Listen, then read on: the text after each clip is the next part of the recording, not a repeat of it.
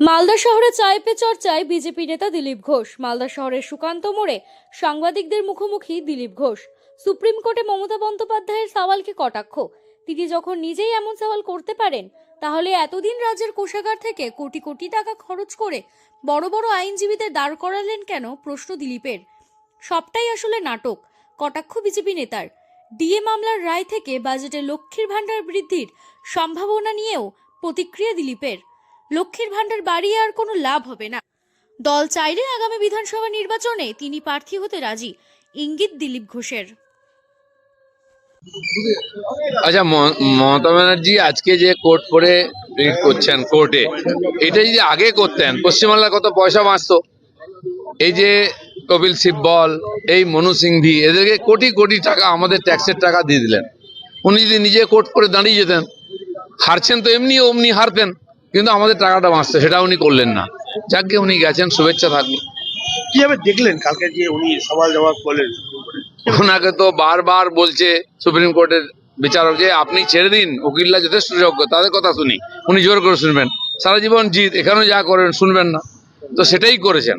এত ড্রামা করার কি দরকার আছে? রাজনৈতিক রাজনৈতিক কোনো ফায়দা হলো? সব জিনিসের রাজনীতি ফায়দা হয় নাকি? লোক পশ্চিমবাংলায় যেটুকু মান সম্মান ছিল সেটা ওখানে দিল্লিতে ডুবিয়ে দিয়ে চলে গেলেন, যমুনাতে। বলছি আজকে তো ডিএ মামলা শুনানি হয়েছে, প্রায় ফারাকাতে 40% আছে কেন্দ্রের সাথে রাজ্যে।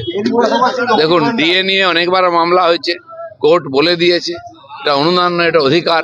কিন্তু যাই মামলা রায় আসুক, পশ্চিমবঙ্গ সরকার মানলে তো, তিনি আদালত মানেন না, তিনি সুপ্রিম কোর্ট মানেন না, তিনি নির্বাচন কমিশন মানবেন না, তিনি সংসদ মানবেন না, তো কি করে হবে? যতদিন না পরিবর্তন হচ্ছে চলতেই থাকবে।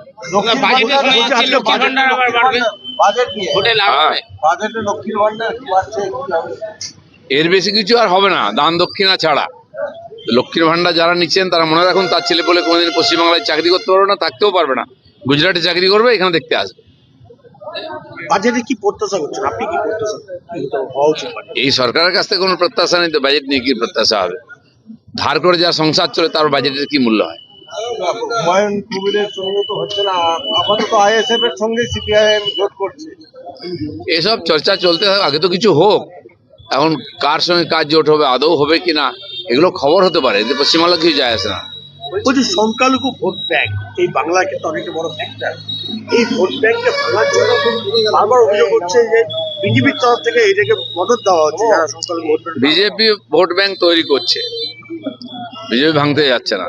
মুসলমানরা ঠিক করুন তারা কি করবেন, উন্নয়নের সঙ্গে থাকবেন না দুর্নীতির সঙ্গে থাকবেন?